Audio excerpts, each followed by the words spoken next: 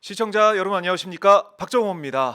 자, 한 주간의 여러 가지 흐름들 저희 오마이TV에서 계속해서 여러분과 함께하고 있으니까요. 월요일부터 한 주 시작부터 함께해 주시면 고맙겠습니다. 자, 월요일 아침 새롭게 저희가 지난주부터 시작한 프로그램입니다. 박정호, 신인규, 김지호. 자, 아직 생소한데요. 그래도 여러분들 많이 사랑해 주십시오. 박인호 지금부터 시작해 보겠습니다. 신인규 변호사 안녕하십니까? 네, 안녕하세요. 신인규입니다. 김지호 민주당 부대변인 안녕하십니까? 안녕하십니까. 네, 김지호입니다. 반갑습니다. 반갑습니다. 네, 반갑습니다. 반갑습니다. 지난주에 처음 첫 선을 보인 다음에 이번 주에도 박인호라는 이름으로 네. 시작을 했는데 네. 자, 지난주 방송한 다음에 주변에 좀 반응이 있었나요? 아, 반응 많았습니다. 어떤 반응이 있었습니까? 아, 저 사람이 왜 오마이에 자주 나가냐. 빼라. 그래서 더 열심히 하려고 지금 제가 노력하고 있습니다. 틀면 나온다라는 지금 그런 경쟁 네. 하시는 선후배님들이 김주호가 나가면 나도 나갈 수 있다 이러면서 오마이 경영진 측에 압박을 넣는 거로. 예. 그래서 제가 더 열심히 해야겠다. 나오고 싶다. 예. 네, 신인규 변호사는 저는 이제 자, 우리 오마이TV에 사실은 박봉규가 있지 네, 않습니까? 네. 저는 계속 있죠. 이제 박봉규 생각이 많이 나서 사실 아. 박인호라는 이름이 좀 낯설었거든요. 네, 근데 지난 주말에가 어제죠. 어제 네. 이렇게 또 호흡을 저랑 또 우리 김지호 네. 대변인 맞춰보면서 네. 박봉규가 큰 형이라면 이제 네. 박인호가 작은 형이 되면 되겠다. 그래서 저는 굉장히 좀 어제 좀 새로운 느낌을 받았습니다. 어제 방송 22만 회. 조회수가요? 예, 22만. 와, 회. 벌써 22만. 22만 회 기록하고 되게 네. 뜨거웠네요. 뜨거웠습니다. 어제 여야 이제 대표 간의 만남 11년 만에 있다 네. 보니까 많은 분들이 관심을 가져주셨고 또 두 분이 에너지 있게 네. 그러니까 최지문 교수님이 있었을 때보다 좀 에너지가 더 넘치는 그런 좀 느낌이 들던데. 그러니까 아무래도 제가 네. 그 국힘 폭격기고요. 예. 우리 김지호 부대변인님께서 검찰 폭격기로 제가 알고 있어서 신종 쌍폭격기죠. 신종 검찰 폭격기입니다. 아, 신형.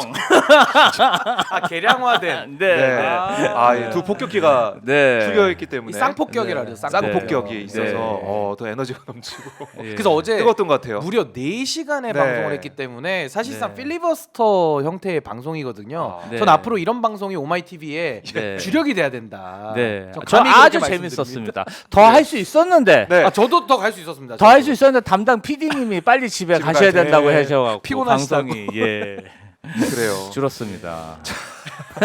박봉규와는 좀 또 다른 느낌. 네. 다른 뭐 어떻게 에너지가 좀 느껴지는 방송이에요. 그렇죠. 네.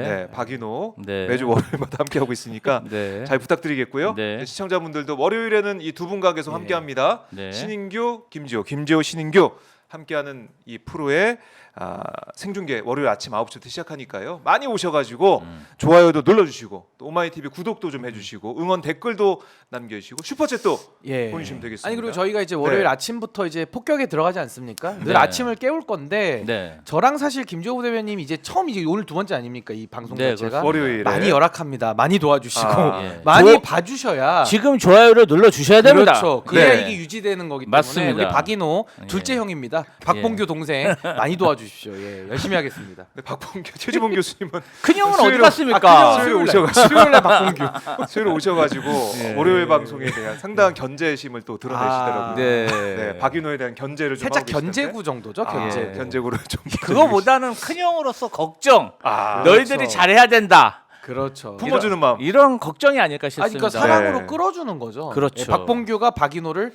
끌어주는 이런 그렇습니다. 관계입니다. 서로 예. 서로 그렇죠. 힘내라. 격려하는 관계. 그래요. 예. 오늘 이제 박인규 진행하는데 신인규 이제 김지호 우리 같이 하니까 또 최지문 교수님이 슈퍼챗 보낼 수도 있는 거 아닙니까? 어우, 그럼 네. 너무 훈훈하죠. 네, 과연 그런 일이 있을까? 저는 훈훈할 것 같긴 한데 단연컨대 없을 겁니다. 아, 훈훈하죠 그래도. 예. 예. 최지문 교수님 만약에 슈퍼챗 보내준다면 언제? 박인호 화이팅하면서 예. 슈퍼챗을 만약에 만약에. 최진봉 교수님이 오늘 예. 빨간색으로 네. 오늘 보내신다 그러면 보내신다면 어떻게 오늘 너무 급작스러운 것 같습니다. 좀 시간을 드려야 될 것 같습니다. 알겠습니다. 예. 수요일에 얘기를 하고 예. 뭐 싸달라. 올해 연말까지 한번 시간을 드리도록 네. 하겠습니다. 좋습니다. 자, 주댕님의 심터님께서 좋아요 누릅니다 하셨는데요. 저도 이제 누르겠습니다. 저도 누르고. 저도 눌러 이거 까먹습니다. 네, 이거 다들 진짜. 누를 수가 있습니다. 한 번씩만. 두 번 누르면 안 됩니다. 두 번은 어우, 취소돼요. 그렇죠, 그렇죠. 한 번만. 한 번씩 눌러주시고 박인호 월요일마다 에너지 넘치게 시작하니까요. 많은 분들 사랑 부탁드리겠습니다. 자, 근데 두 분이 어제 말씀하셨던 것처럼 4시간 방송하면서 이재명 이 한동훈 여야 대표 간의 회동 현장을 쭉 중계를 했습니다. 어떠셨습니까? 하시면서 근데 소감. 근데 네. 저는 어제 이렇게 보면서 네. 사실 기분은 좋더라고요. 왜냐하면 정치라는 게 사실은 아무리 상대를 적으로 인식해서도 안 되지만은 네. 적으로 인식하더라도 대화는 해야 되는 건데 그것 자체가 없이 너무 오래 특히 한국 정치가 윤석열 정부 들어와서는 뭐 거의 아예 대화 자체를 아예 안 해버렸잖아요. 그래서 저는 어제 사실 양당 대표가 그래도 얼굴을 마주대하고 기자들 앞에 국민 앞에 서서 서로의 정견을 이야기하는 모습은 너무 좋았다라는 마음이 있었는데 네. 문제는 결과적으로 합의안 자체가 네. 너무 빈약했다라는 생각을 좀 지울 수 없고요. 그 원인을 들어가자면은 사실 의제 선정부터 집권 여당인데 한동훈 대표는 하고 싶은 게 없는 거예요. 그래서 굳이 고르자면 금투세 폐지 그거 네. 하나만 올라갔는데 사실 무슨 제도를 폐지한다라는 게 본인의 정치적 이상이 될 수는 없잖아요. 그렇죠. 그러니까 사실상 집권 여당이기를 포기한 네. 당 대표 그리고 당 내에서도 입지가 너무나도 흔들리는 당 대표다 보니까 이건 뭐 사실상 시작부터 빈술의 회담이 될 거는 뻔했던 회담 아니었는가. 할 수 있는 게 없었다. 할 수 있는 게 없으니까요. 그래서 이재명 대표가 아무리 실권을 가지고 네. 의제를 던져도 상대방이 받을 수가 없는 그런 상황 속에서 뭐 그나마 제가 뭐 너무 박하게 평가할 수는 네, 없겠지만은 그래도 결과는 사실 국민들에게 체감할 만한 성과는 없었다. 전 그렇게 냉정하게 결과를 그러니까요. 평가합니다. 사실 최상병 특검법이 어떻게 될까? 네. 한동훈 대표가 계속 뭐 장담해왔던 거 아니겠습니까? 그리고 조건도 다 받는다고 이재명 대표가 모두 발언에서 얘기도 하고 했는데 결국 이런 것도 안 됐고 또 25만 원 지원금 이게 추석 앞두고 국민들 자영업자들이 제일 많은 관심을 가지고 있는 건데 이것도 얘기가 없어서 한동훈 대표 사실 뭐 반바지 사정 얘기까지 나오고 있던데 이제 오늘로서는 반바지가 이제 핫팬츠로 더 가는 거 아닐까요? 좀 더 짧아져서 그 유니폼 있잖아요. 유니폼.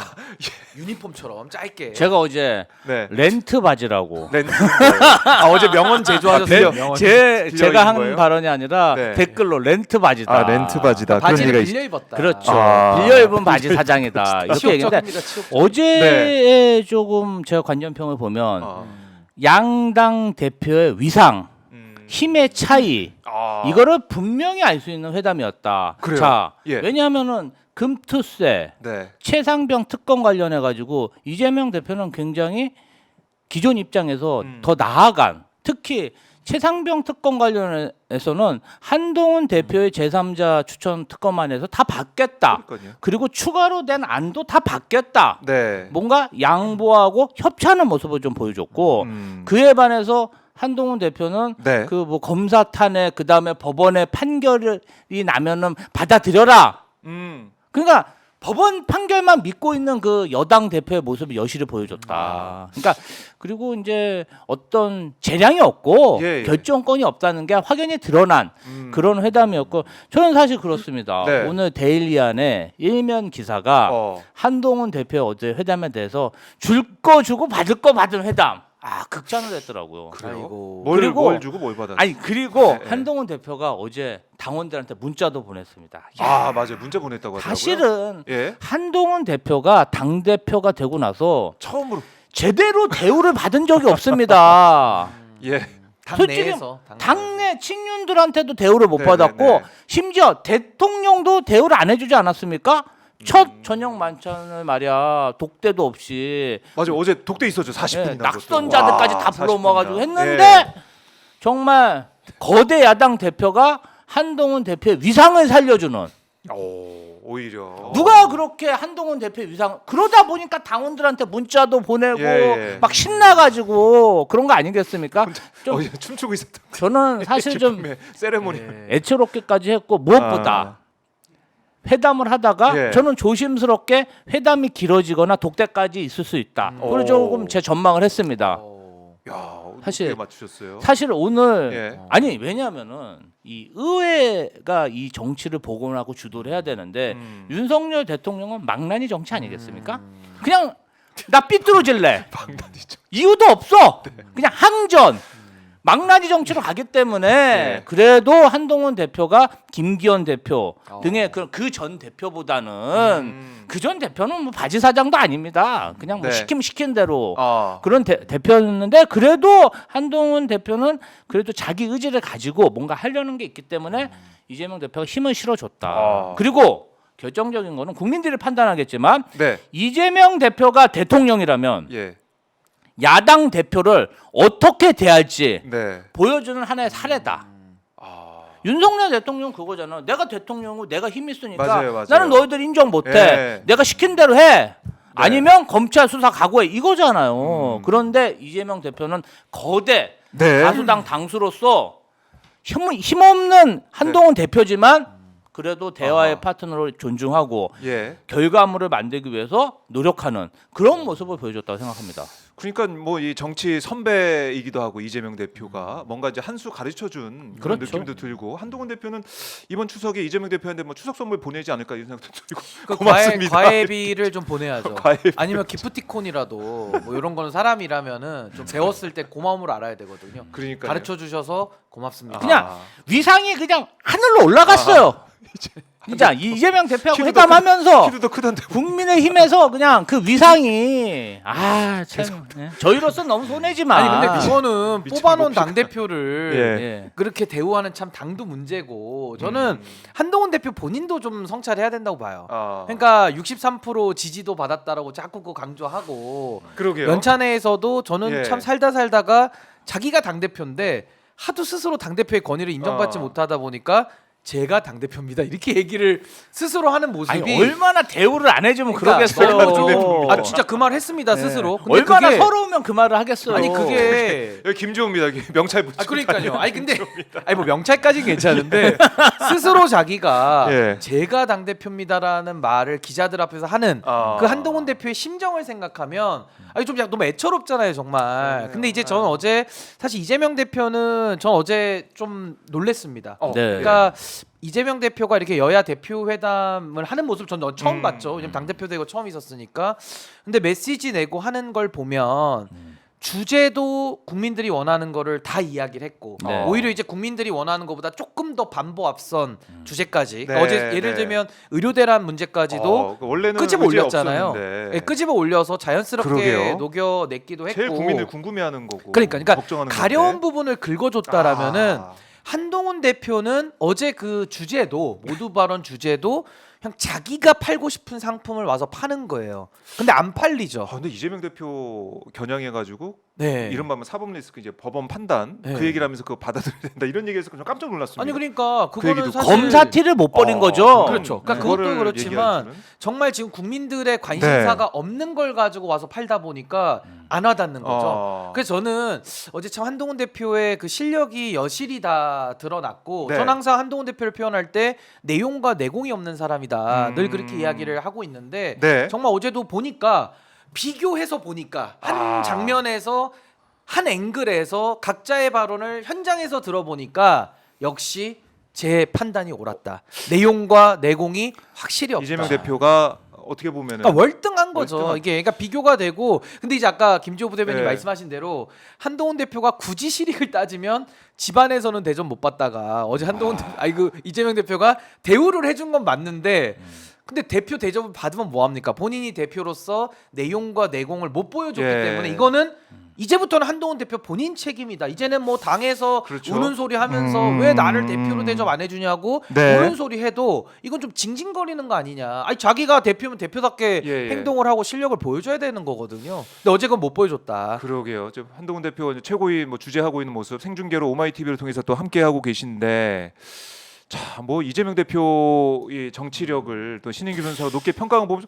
전 뭐 추석 전에 민주당 입당하시는 아유, 뭐 약간 그거- 그런 분위기. 아니 그거 연결시키시면은 좀 곤란하고. 그러니까 계속 저는- 연결이 돼요 저는. 아니 연결시키지만 안 되시고 어쨌든 저는 어제 이재명 대표의 예. 진짜 모두 발언은 군더더기 없이 어. 정말 너무 좋은 발언이었고 저는 굉장히 국민들의 마음을 좀 시원하게 해주는 발언에다가 네. 좀 더 이렇게 안정감까지도 국민들은 좀 받았다라는 생각이 좀 듭니다. 자, 그래요. 의료 대란이 사실은 공식 의지에 없었어요. 그런데 맞아요. 이재명 대표가 모두 발언을 하고 합의문에 의료 관련해서 합의문에 들어갔습니다. 야, 그것도 사실은 그러면 이거는 사실은 윤 대통령 경로에 맞아서 국민의 생명과 안전과 관련된 문제여서 국민의힘이 외면할 수 없는 주제이긴 하지만 아하. 공식 의제에 빠질 정도로 부담스러운 주제였는데 결론적으로 합의문에 들어갔다. 예. 이것은 양당 대표 간의 위치, 힘의 차이를 보여준 실제적으로 회담을 주도한 것은 이재명 대표였다는 저는 증자라고 생각하고요. 네. 어제 좀 오게티라면은 두 가지가 있었습니다. 한동훈 대표가 모두 발언에서 법원 판결을 운운하며 뭔가 이재명 대표가 유죄 판결을 받을 수 있다는 그러한 뉘앙스를 풍긴 것. 아하. 이것은 한마디로 예의가 없다. 윤석열식 망나니 정치를 그대로 배워와서 예의 없게 던진 말이라고 생각하고 두 번째 망나니 정치가 본격적으로 나옵니다. 양 대표가 90분간 비공개 회담에 들어갔어요. 네. 그런데 그 계엄령 관련해서 이재명 대표가 우려를 표했더니 모두 발언에서 얘기를 했었죠. 대통령실 핵심 관계자가 회담 중에 바로 입장을 했어요. 이재명 대표가 말도 안 되는 얘기 이게 정말 예의 없는 정치 아니겠습니까? 망나니 근데 정치. 사실은 바로 얘기 안 해도 되고 나중에 전체 평가하면서 뭐 환영한다 이러면서 뭐 계엄 이거는 아니다 이렇게 얘기할 수 있는데 비공개 회담을 한참 하고 있는데 입장이 나와 버려가지고 저는 그런 사례를 본 적이 없고요. 정말 몰상식한 행위고 왜 그랬을까요? 대통령실에서 특히 이 회담이 있기 전에 지난주에 문재인 대통령 자제 저는 그 자제분의 이름을 얘기하고 싶지 않습니다. 지금 막 다 언론에서 이름을 얘기하는데 검사들 이름을 얘기해야지 왜 피해자 가족들 피해자인 그분 이름 얘기하는지 모르겠어. 그 막 압수수색하고 이미 했는데 1월 달에 또 압수수색 해가지고 또 그 압수수색 영장에 문재인 대통령을 거론하면서 정말 이 회담을 방해하고 뒤집어 엎으려는 그런 속셈이 있었다. 또 그렇게 보시는군요. 예. 아니 근데 저는 사실 원래 한동훈 대표도 굉장히 지금 조급한 상황에서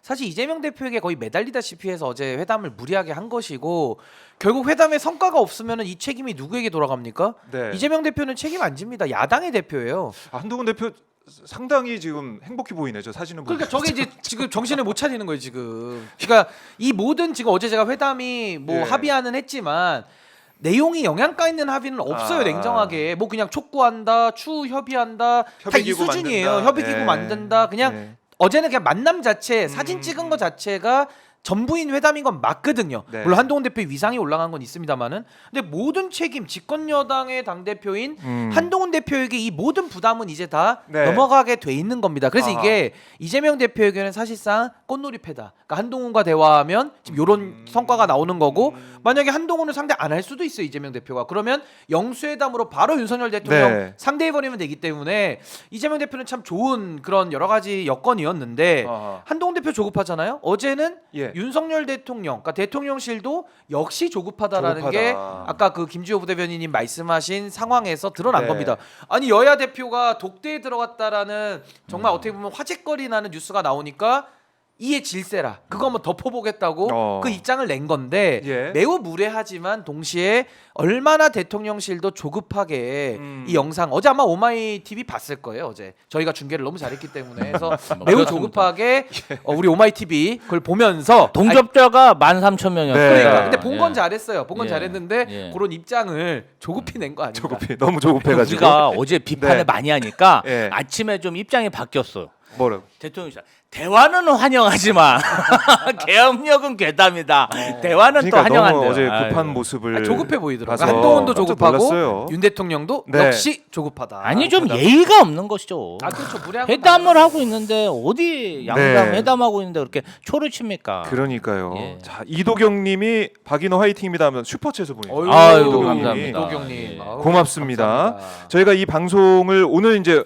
10시에 김용현 국방장관 후보자 인사청문회도 진행이 되거든요. 그 현장을 저희가 보내드리는데 그것도 현장 영상은 또 다른 채널로 보내드리는데 거기도 저희가 함께 여러분 또 시청자분들과 만나고 있습니다. 두 채널로 함께 가고 있는데 자 뭐 댓글 박인호 응원한다 이런 댓글들이 두 채널에서 많이 나오고 있습니다. 여러분 좋아요 버튼 꼭 눌러주시고 박인호 월요일엔 박인호 수요일엔 박봉규 그렇죠. 네 아마 수요일에 또 최지원 교수님이 월요일 방송을 또 보시고 또 평가를 하실 거기 때문에 좀 떨리긴 하지만 항상 견제심을 가지고 있는 우리 최지문 교수님 오늘 그런데 어제 그렇게 회담이 있었고 오늘 또 리얼미터 여론조사로 여론조사. 보여줘야 이거 한번 되지 보고 갈까요? 않을까요? 야. 예. 이게 2022년 8월 첫째 주 이후로 그러니까 주간 조사로 보면은 제일 낮은 지표가 나왔습니다. 최저치죠 오늘. 최저치를 리얼미터가 지금 보여주고 있는데요.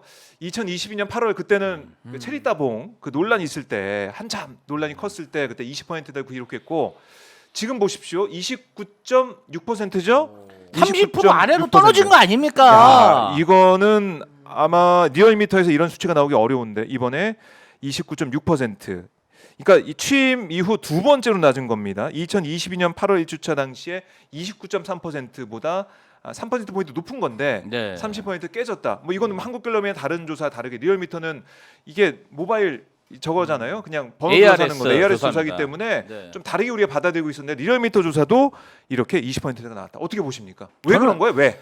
저는 그렇습니다. 윤석열식 망나니 정치의 결과다. 저질 망나니 정치 그냥 예. 전직 대통령 자신은 서울중앙지검장 네. 검찰총장을 만들어준 문재인 대통령의 그런 가족에 대한 처절한 정치 보복 그리고 네. 한동훈과 이재명 대표 한동훈 간의 어떤 협치에 대한 그런 회담을 방해하려는 아하. 그런 움직임에 대한 냉혹한 평가다. 냉혹한 평가다. 예, 그리고 지금 국민들 정말 불치병 환자들 정말 네. 암이 커지고 있습니다. 이거 오마이뉴스 기사를 보면 췌장암 말기를 맞은 환자의 가족분이 기사를 쓰셨는데 의사가 그랬다는 거예요. 이거 사실상 이거 여기서 이제 더 이상 안 되니까 뭐 이제 준비하라 이런 식으로 얘기를 했다는 겁니다. 그 암이 정도로. 커지고 있어요. 지금 국민들의 네. 암이. 그다음에 치료를 받아야 되는데 길에서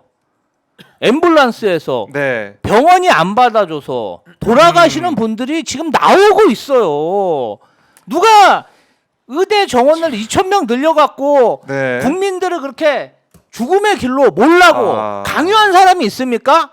네. 지금 몇 개월째입니까? 본인 고집, 아집 정말 이거를 우기면서 국민을 정말 죽음으로 먹는 죽음의 정치.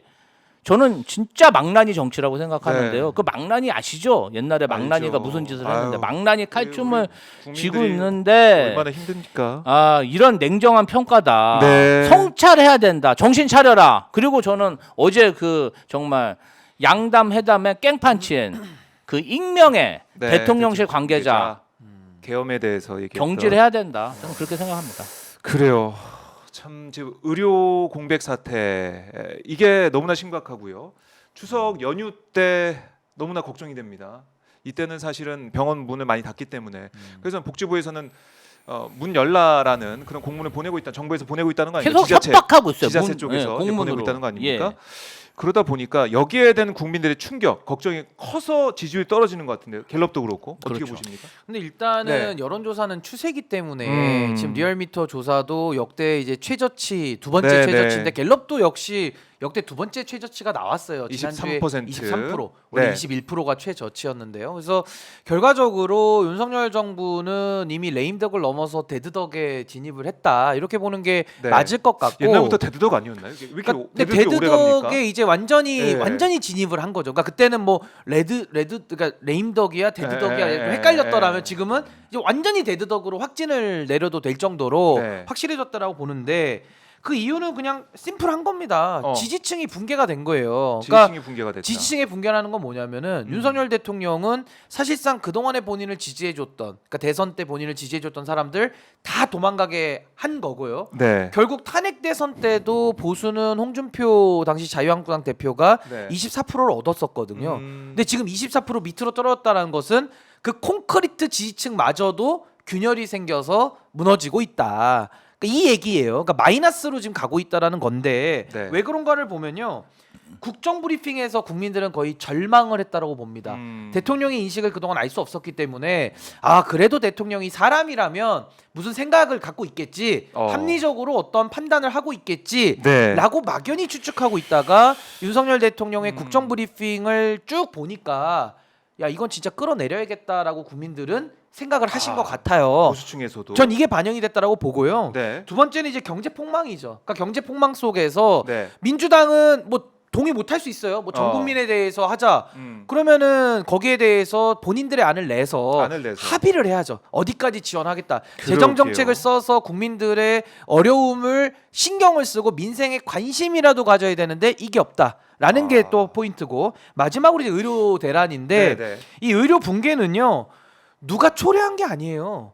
지난 2월까지만 해도 물론 전공의들의 여러 가지 문제 제기나 구조적 문제, 필수 의료나 지방 의료 문제가 있었습니다만은 응급실이 문을 닫을 환경은 아니었단 말이에요. 근데 이거를 윤석열 대통령이 의대 정원 2,000명 증원 발표를 비과학적으로 하면서 총선에서 재미 좀 보려다가 이게 지금 완전히 엉망진창된 거거든요. 그러면 본인이 잘못했다고 사과를 하고 최소한 조교용 장관이나 박민수 2차관, 보건복지부 2차관 정도는 경질을 하면서 의사들을 테이블로 불어들여가지고 네. 이걸 원복을 시켜야 되는데 지금은 사람들이 죽어나가는데도 윤석열 대통령이 기자들한테 네. 현장에 가보라면서 호통을 치거든요. 그러면 지금 사람들이 죽어나가고 있습니다. 그럼 여기에 대해서 저는 법적으로만 설명드리면 미필적 고의에 의한 살인 아닙니까?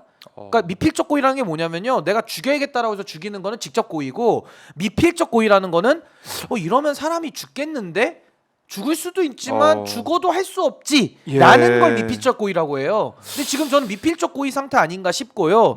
또 하나는 부작위에 의한 살인죄 아닌가? 부작위에 의한 살인죄는 자기 의무, 그러니까 어떤 의무를 해야 될 의무가 있는 사람이 안 함으로써 죽일 때 부작위에 의한 살인이거든요. 네. 저는요, 이게 정책 결정권을 갖고 있는 대통령이 국민들의 생명을 지금 죽일 수도 있고 살릴 수도 있는 저는 권한을 갖고 있다고 보는데 네. 이거 죽음을 방치하고 있다면은 이거 미필적 고의 내지는 부작위에 의한 정치적 살인 아니냐. 이거 너무 심각한 겁니다. 매우 심각. 그래서 전 지지율이 앞으로 복구되기는커녕 앞으로 더 급전직하, 수직 낙하할 일밖에 안 남았다. 전 그렇게 봅니다. 냉정하게. 지금 신인교 변호사님이 진짜 세게 말씀을 해주셨는데 그만큼 이 의료 대란이 심각하고 우려가 된다는 거 아니겠습니까? 아, 그럼요. 예. 지금 하신 표현이 저는 하나도 과하지 않다고 생각합니다. 윤석열 대통령이 이 부분에 대해서 분명히 책임을 져야 되고, 사실은 이게 지금이라도 당장 해결될 수 있어요. 아까 말씀하셨듯이 조교용 장관, 박민수 차관 이런 분들부터 개각을 하고 경질을 해서 새로운 사람으로 정말 의사들과 협상을 하면 지금부터 신뢰를 쌓아서 뭔가 좀 방안을 만들 수 있는 거거든요. 의사들도 무턱대고 이러는 게 아니라 너무나 그 박민수 차관이요 야비하게 의사들을 옥죄는 게 있어요. 자, 의사들이 보건복지부라고 하면은 본인들을 도와주는, 어떻게 보면은 재원 예산을 태워주는 그런 부서인데 요새 그냥 치를 떨어요. 특히 박민수 차관은 정말 그 7, 8개월 동안 의사들을 범죄 집단화 했어요. 그렇게 여기고 압박하고. 아니, 대통령에게 의료 현실 이것에 대해서 진실을 보고해야지. 대통령이 좋아할 만한 거를 보고하고 아무 이상 없이 그렇게 보고를 하니까 대통령이 국정브리핑 때 응급실 가보세요. 정상적으로 돌아갑니다. 이런 얘기를 하는 거 아닙니까? 저는 깜짝 놀랐어요. 왜냐하면은 그게 기사 보도된 것만 보더라도 사람이 죽고 있구나, 심각하구나 이런 생각할 것 같은데 아무런 문제 없고 허위 보고를 하지 않은 이상 윤석열 대통령이 바보입니까? 아니 바보라고는 얘기를 여러 복수의 증언과 본인의 자백이 있어가지고 저는 바보는 아니라고 생각합니다. 뉴라이트는 모른다고 하더라고요. 바보는 아니겠죠. 바보라고 생각하면 어떡하겠습니까? 근데 바보는 아닐 거예요. 뭔가 허위 보고를 했기 때문에 그러한 판단을 한 거고, 그럼 그런 허위 보고를 한 주체는 누구냐? 보건복지부다. 책임을 물어야 된다. 그럼 보건복지부 장관하고 차관은 책임을 면할 수가 없다. 지금 엄한 그냥 문재인 대통령 가족을 괴롭힐 게 아니라 지금 대통령을 속이고 있는 보건복지부 쳐야 돼요. 아니 근데 저는 자꾸 이렇게 보고에 문제 삼는 것도 좀 없어 보이는 게 아니 보고가 잘 됐든 잘못됐든 그건 나중에 따져볼 문제고요. 대통령은 개인 전화 쓰신다면서요. 뭐 쓰면 안 되지만 보안 때문에. 그럼 개인 전화 쓰면 뭐 유튜브도 검색하고 네이버 검색 못 합니까? 아니 매일 속보가 뜨잖아요. 저 병원이 비상이라고 저도 매일 기사를 하루에 몇십 개씩 봐요. 그러면 병원을 꼭 가봐야 합니까? 저 병원 안 가봐도 눈앞에 선해요. 병원이 지금 어떤 정말 아비규환 거의 전쟁터, 그리고 그 매블쇼에 그 인터뷰 들어보니까 그 네. 이대 목동병원에 계신 응급의학과 전문의 선생님이 본인도 6개월 동안 이걸 응급실을 혼자 지키다 보니까 자기 디스크가 지금 터져가지고 그러니까요. 이분도 이제 자기 생명 걸고 이제 더 이상 이 일을 할 수가 없을 지경까지 온다. 뭐 안면마비도 오고 거의 지금 아비규환인 거예요. 그럼 이대 목동병원만 그렇습니까? 자, 윤석열 그러니까 이거를 본인이 안 가봐도 안 가보면 모른다는 것 자체도 너무 원시적인 거예요. 아니 기사를 왜 안 봅니까? 대통령이 보고서만 보고 아 이게 다 진실이구나 이게 믿는 네. 것도 지적 수준의 문제가 있는 거라는 거예요. 윤석열 저는. 대통령이 최근 한 발언을 보면 그 해답을 찾을 수가 있습니다. 반국가 세력, 네. 검은 세력들이 가짜 뉴스로 네. 정말 국정을 방해하고 있다. 이런 인식을 가지고 있어서 그러한 기사들, 자기가 생각하기에 뭔가 반하는 기사들은 네. 전부 다 가짜 뉴스다. 이렇게 여기고 있기 때문에 해답이 안 나오는 거예요. 그래서 지금 국회나 행정부에서 제일 먼저 추진해야 되는 것은 사실은 좀 인사로 해서 개각을 해야 됩니다. 부분 개각. 아 그러니까 충암파는 그래. 충암파는 뭐 본인 사리사욕을 위해서 선후배들 챙겨줘야 되니까 네. 충암파가 장관한다고 해서 국민들이 죽는 건 아니잖아요. 이 사람들도 경질을 해야 되지만 일단은 보건복지부 양보해서 추석 전까지 보건복지부 예. 장관 차관은 경질해서 뭔가 의사들과 대화의 물꼬를 터야 됩니다. 근데 저는요 예. 윤석열 대통령이 여기서 물러날 사람은 아니라고 봐요. 그러니까 고집이 세고 이분이 옛날에 사법고시도 9번이나 봤거든요. 그러니까 구수까지 했던 의지, 고집이 있어요. 구수고집. 구수. 그래서 저는 윤석열 네. 대통령이 태도를 안 바꾼다라고 치면은 지금 이 상황은 너무 심각해지는 거거든요. 사람의 목숨이 달린 아, 문제니까. 그럼요. 그리고 환자들 가족들 얼마나 분노하시겠습니까? 국가 시스템에 대해서. 그러면 이 조치 취해야 되잖아요. 그럼 어떻게 합니까? 그 저는요 이제는 이쯤 되면요. 저는 대통령 탄핵을 저는 공론을 해야 된다고 봅니다. 왜냐하면 안 바뀌기 때문에 사람이 죽어나가고 있고 국가 시스템이 이제는 네. 마비를 넘어서서 붕괴 직전까지 가고 있기 때문에 이제는 저는 국민들이 더 이상 참을 수가 없다. 그럼 이 모든 책임을 보고서에다가 물을 것도 아니고요. 관료들에게 물을 것도 아니고요. 그 사람들도 다 대통령 보고 일한 거 아닙니까? 결국 고집스럽고 완고하고 생명을 경시하면서 생명과 안전을 제1의 책무로 지녀야 할 대통령의 직을 네. 경솔이한 윤석열 대통령에 대한 모든 정치적 법적 책임을 물을 수밖에 없다. 이건 부득이 물을 수밖에 없다. 전 그 지경으로 간다고 봅니다. 네. 자, 리얼미터 조사 결과를 보면 어쨌든 20%대까지 윤 대통령 지지율 떨어진 거 이건 심각한 상황이다. 특히 의료 대란을 어떻게 해소할 것이냐 여기는 국민들의 우려가 커지고 있다. 다시 한번 지적할 수밖에 없겠고. 자, 오늘 한동훈 국민의힘 대표가 최고위에서 민생 공통 이 공약 추진 협의기구 패스트트랙 만드는 거다. 격차 해소 시작했다. 금투세 지금대로 시행하는 것은 안 되는 공감을 했다. 뭐 여러 가지로 어제 이제 회담에 대해서 성과를 얘기를 하고 있는 것 같아요. 어제 당원들한테 문자까지 보냈다니까 기뻐서. 앞으로 계속 이 얘기만 하는 거 아닙니까? 이거 뭐 아니, 그랬다, 이제 그랬다. 실질적으로 예. 한동훈 대표는 어제 합의한 그 8개 항을 민주당하고 추진해야 잘 추진해야 본인의 실력을 입증할 그래요. 수 있습니다. 예.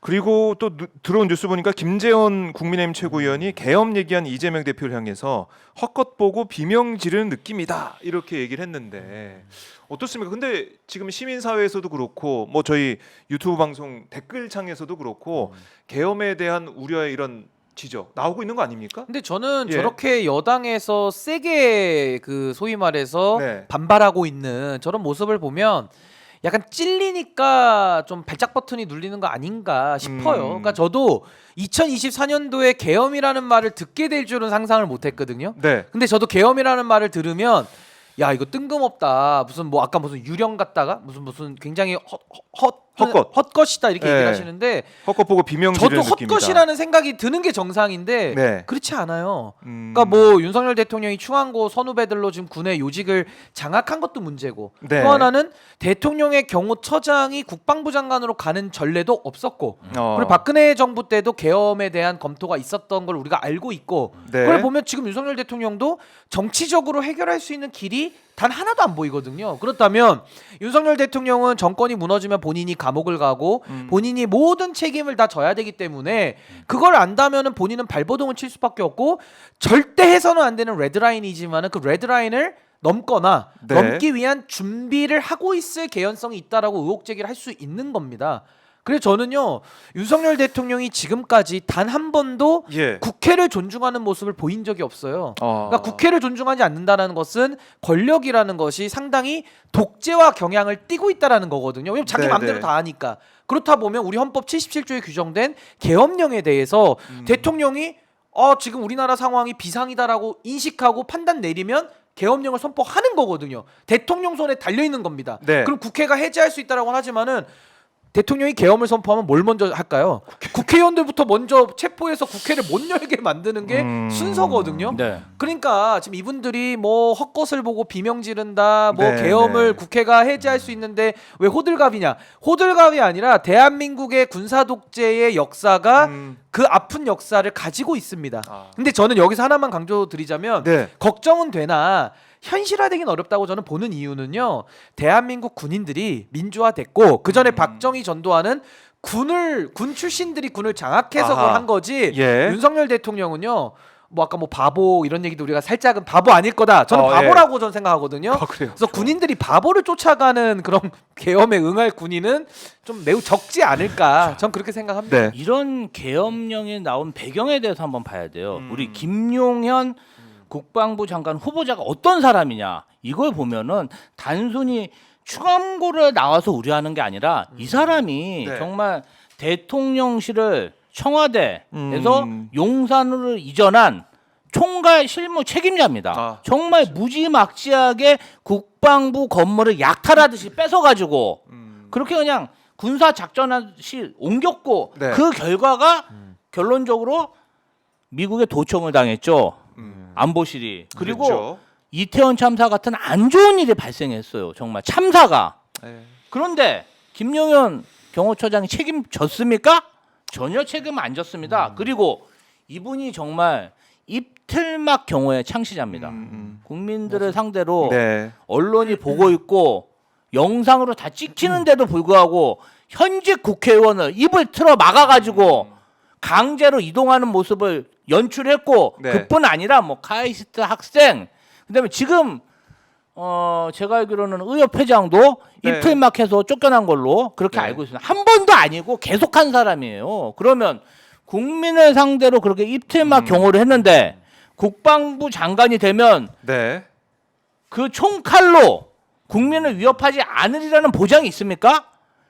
그렇기 때문에 자연스럽게 계엄령 얘기가 나오는 거예요. 결국은 김용현이라는 문제 인사를 네. 국방부 장관에 인사했기 때문에 계엄령이라는 그런 어떠한 그 우려가 나오는 것인데 이걸 가지고 뭐 걱정하지 마라 그러니까 그래요. 문제 인사를 안 하면 되잖아요. 정말 진짜 대통령 예. 인사에부터 시작이 된 그럼요. 그런 우려다. 그리고 저는 하나만 더 제가 네. 법조항을 가지고 설명을 드리자면 네. 저는 윤석열 대통령을 제도 파괴자라고 저는 부르거든요. 그러니까 제도를 파괴하는 사람입니다. 네. 왜냐하면 지금까지 한번 보십시오. 대통령 거부권도 우리 헌법에 규정된 대통령의 권한입니다. 그 권한을 갖다가 국회의 입법권을 무력화시키라고 거부권 준 게 아니잖아요. 그러니까 국회에서 법안을 통과시키면 대통령이 의회를 견제하는 최후의 수단이 거부권입니다. 근데 윤석열 대통령 거부권을 매일 썼거든요. 21번. 심지어 21. 자기가 대상이 네. 된 특검법, 자기 배우자가 대상이 된 특검법까지도 쓸 정도로 거부권이라는 헌법상의 권한을 신성한 권한을 네. 사유화해서 썼기 때문에 제도 파괴자라는 건데 우리 헌법 개헌권이 이렇게 돼 있습니다. 이게 비상대권이거든요. 대통령 권한 맞습니다. 네. 맞아요. 근데 이렇게 돼 있어요. 77조 1항 헌법입니다. 대통령은 전시사변 또는 이에 준하는 국가 비상사태에 있어서 병력으로서 군사상의 필요에 응하거나 공공의 안녕질서를 유지할 필요가 있을 때에는 이렇게 돼 있어요.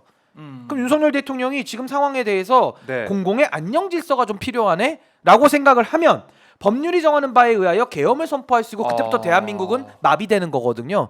이제는 군이 관리를 하는 겁니다. 그러면 네. 전 이렇게 봐요.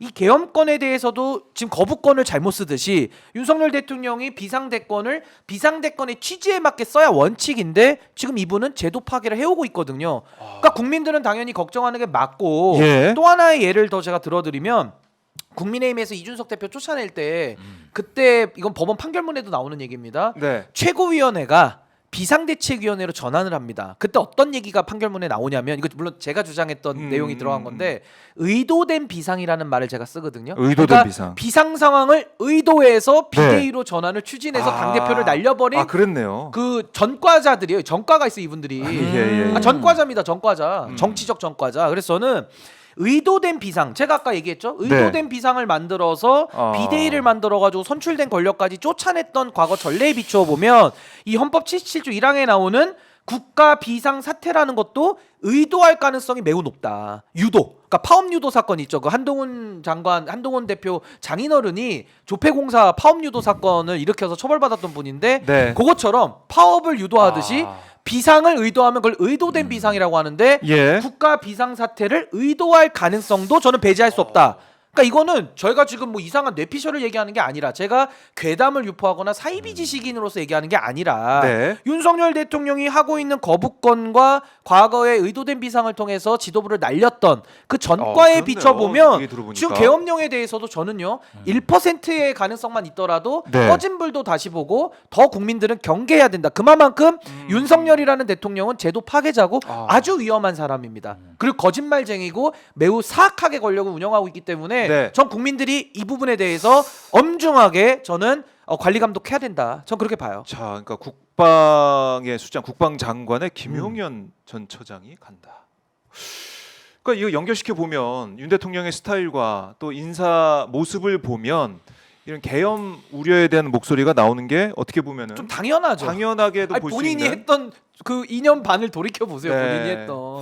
그러니까 지금 윤석열 대통령 대통령실이 자주 쓰는 말이 있어요. 예. 국회 정상화를 해라. 아, 그러니까 오늘 개원식도 안 오잖아요, 윤 대통령. 아니 그러니까 이 예. 말이 안 되는 게 정상화 국회는 정상화돼서 어제 여야 상임위를 열고 여야 대표 만났잖아요. 탄핵 표결조차도 그게 네. 다 정상적으로 절차대로 진행되는 그렇죠. 거예요. 예. 적법하게. 누가 문거로 잠그고 하는 거 아니잖아요. 아니 그렇죠?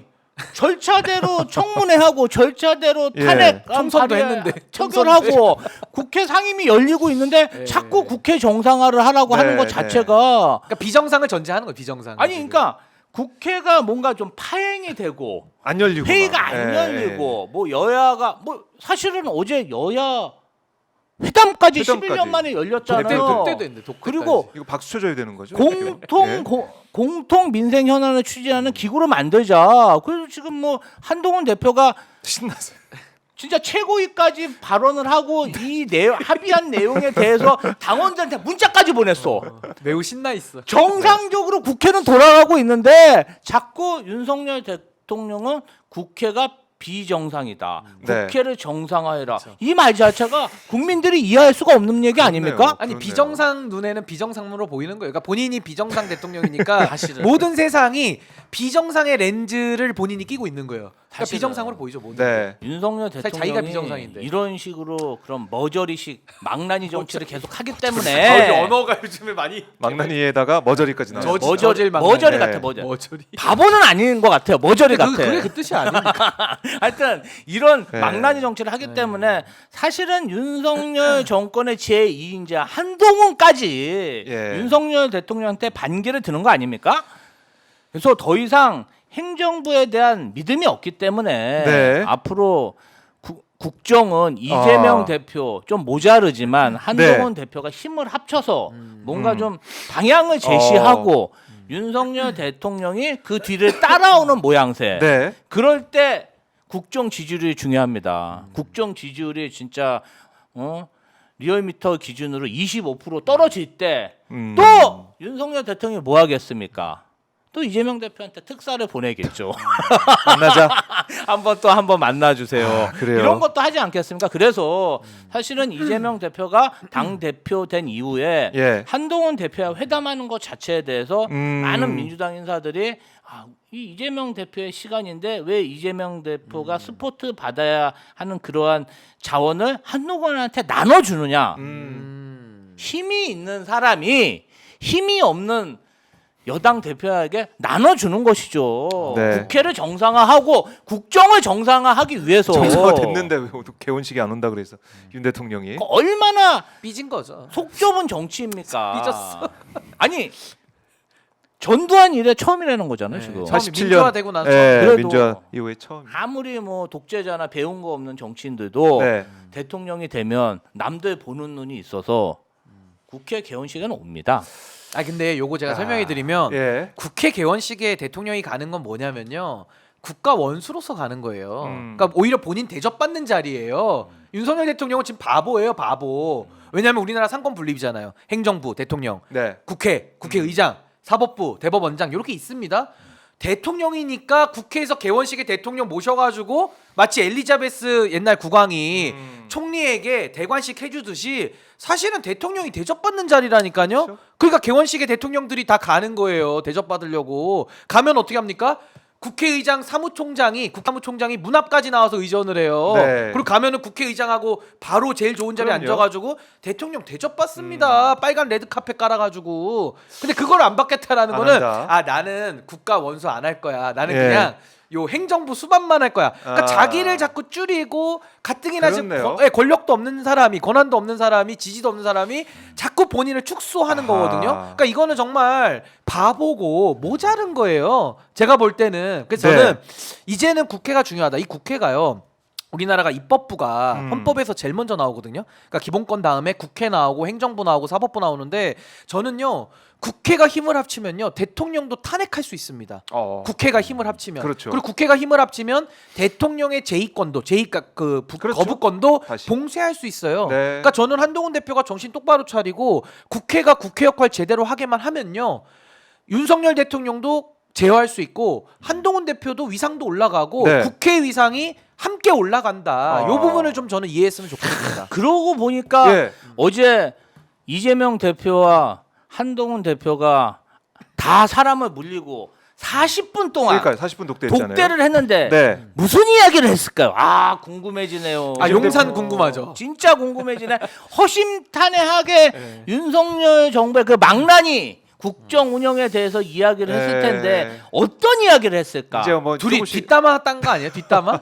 대통령 욕을 한 40분 한 거 아니에요? 아 궁금해지는데요, 아주. 예. 아니, 자. 왜냐면 한동훈 대표가 예. 윤석열 대통령 과거 얘기 같은 거 많이 아. 알고 있을 거예요. 내밀한 얘기. 아 진짜 뭐 좋아하는지부터 뭐 싫어하는지 그런 다 알고 얘기. 있거든요.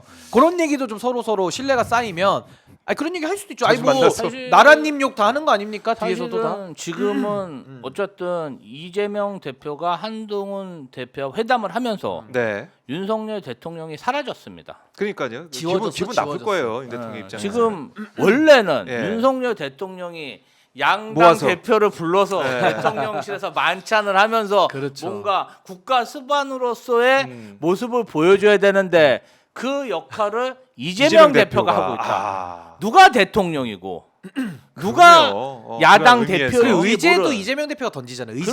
그러니까요. 그러니까 이게 오늘 윤석열 대통령은요 개원식 안 온다 그러잖아요. 예. 오늘 와야 돼요. 와야 마이너스. 자기가 이걸 하는 거예요. 마이너스네. 와야. 그것도 안 안 오니까 오는 모자란 이유가 거예요. 정말 궁색한 게 뭐냐면 지난번에 개원식에 왔는데 야당 의원들이 독재자 에. 윤석열 독재자 피켓 시위를 했다는 거예요. 그거 뭐 나 망신 주려고 하는 거 아니냐. 자유민주주의에서 할 수 있는 거 아닌가? 자유민주주의 그리고 자유가 있는데.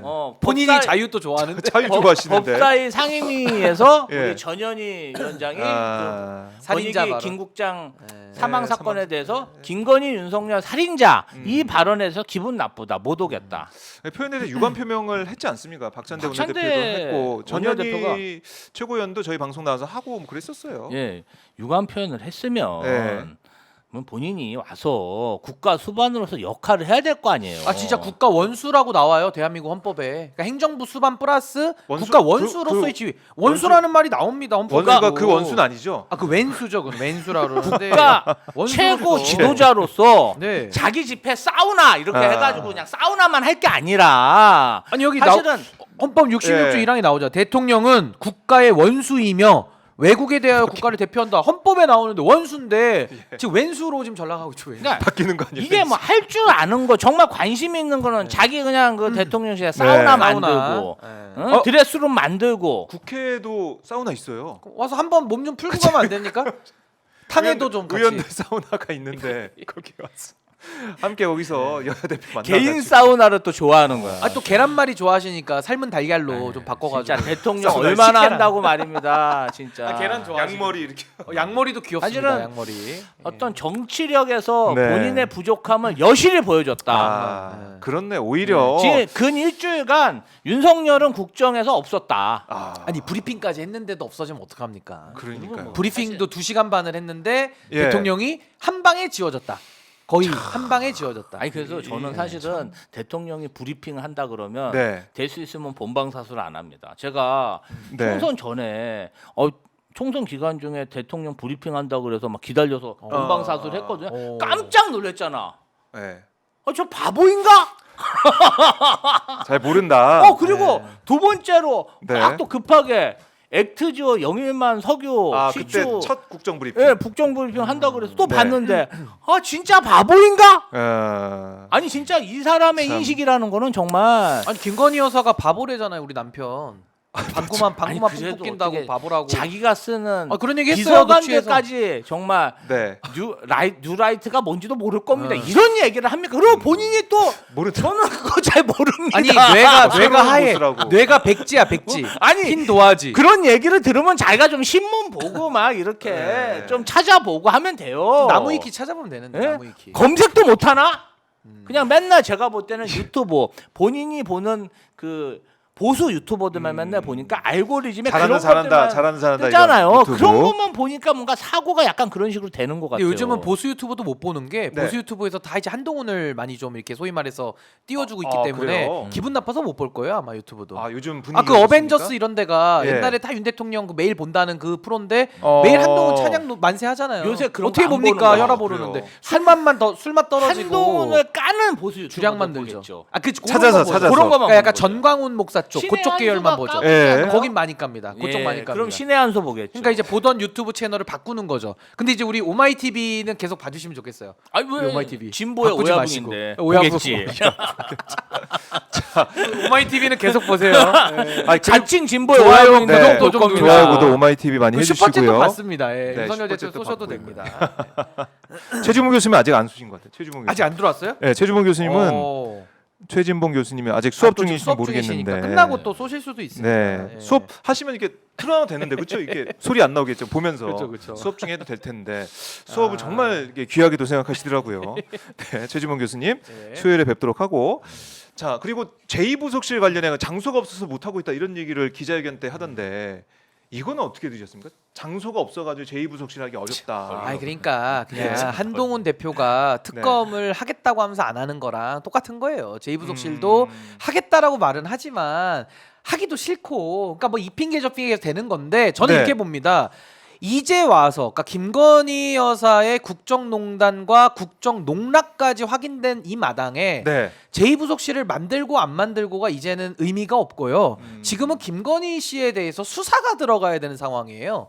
네. 아니, 그러니까 이제 와서 만드는 게 무슨 의미가 있습니까? 아니 만들면은 그 공무원들 5명이 뭐 5명이든 10명이든 제2부속실에 배치가 될 거 아닙니까? 네. 그 사람들이 뭐 김건희 여사 제어할 수 있어요? 음, 아니 이미 국정 농락이 다 확인이 됐는데 무슨 의미가 있습니까? 그럼요. 지금은 네. 이제 만들고 안 만들고는 국민들의 관심사가 아니고요. 그러니까 이미 실기했고 지금은 김건희 여사 수사받아야 돼요. 어디까지 국정농단에 네. 팔이 뻗쳤는지를 국민들은 그 진실을 알고 싶어한다.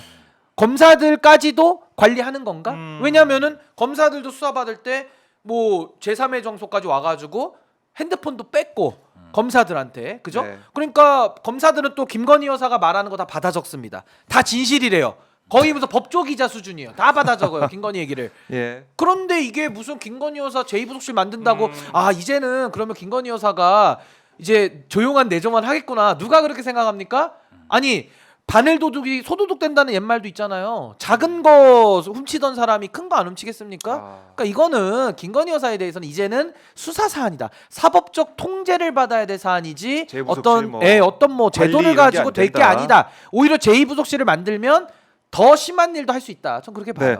김하나님이 댓글로 만들지 마라 혈세 든다. 아, 이거 비슷한 이런 맥락인 말씀도 거죠. 하셨는데 사실 지금 문재인 전 대통령 이제 가족 관련된 검찰 수사 이걸 보면은 검찰의 논리가 좀 신박해 보이더라고요. 그 이 딸 집에 지원을 해줬었는데 경제 지원 해줬었는데 전 사위가 취직하면서 그 지원을 안 했다. 그래서 뭐 2억 2천만 원 정도를 사실 사위가 취직하면서 돈을 받았으니까 월급 받았으니까 그 뇌물이라고. 그걸 뇌물로 면제받은 게 검찰의 이 뇌물이다. 논리 참 어떻게 말이 보셨습니까? 되는 논리입니까? 그게 예. 같이 살고 예. 정말 뭐 학비를 대준다든지 이런 게 아니고 딱게 단독 분리 결혼을 생계 해서 예. 자녀를 가지고 네. 정말 독립생계. 독립생계를 독립생계죠. 하고 예. 있는데 뭐가 또 경제 공동체입니까? 아, 근데 신박한 거 같아요. 검찰의 논리 이제 자체가 아니 윤석열 대통령과 김건희 예. 여사 같이 정말 부부 이런 게 정말 운명 공동체 근데 같이 사는 거 맞잖아요. 경제 같이 공동체 살잖아요. 아닙니까? 그러니까 같이 살면 경제 공동체거든요. 음. 같이 안 삽니까? 둘이 같이 살잖아요. 아, 부부잖아요. 한남동 관찰. 같이 아니, 살겠죠. 그러니까 사우나도 드레스로. 같이 할 거 아니, 아니야. 그러니까 예, 같이 예. 살면 경제 공동체인데 예. 네. 본인들은 경제 공동체의 논리를 적용 안 시키고 아. 예. 지금 문재인 대통령에 대해서는 경제 공동체를 사위까지 확대한 거 아닙니까? 최대한 저는- 확대한 거 아닙니까? 저는 전직 대통령이 서울도 아니고 음. 고향인 양산에 내려가 계신데 이게 정말 전직 대통령에 대한 예의인가? 네. 너무 예의가 없고요. 막 그 가족들에 대해서 막 저희는 그 2년 동안 이재명 대표와 정말 경기도에 있던 공직자들이 그 당한 수모 아. 이런 걸 알고 있잖아요. 그런데 이러한 수모 이거를 문재인 대통령과 그 가족들까지 한다는 자체가 너무나 야비하고요. 그리고 윤석열 대통령이 누굽니까? 문재인 대통령의 검찰총장 아니었습니까? 그렇네요. 예. 어떻게 이렇게 배은망덕한 정치 행위를 할 수 있는지 저는 정말 이 진짜 망나니 정치 계속 망나니 정치가 계속 아 여기 진짜 나오는데 어이가 없습니다. 아. 아니 그러니까 본인이 문재인 대통령한테 뭐 소위 말하는 정치적 배신이죠. 그러니까 본인도 배신 당하는 거예요 한동훈한테.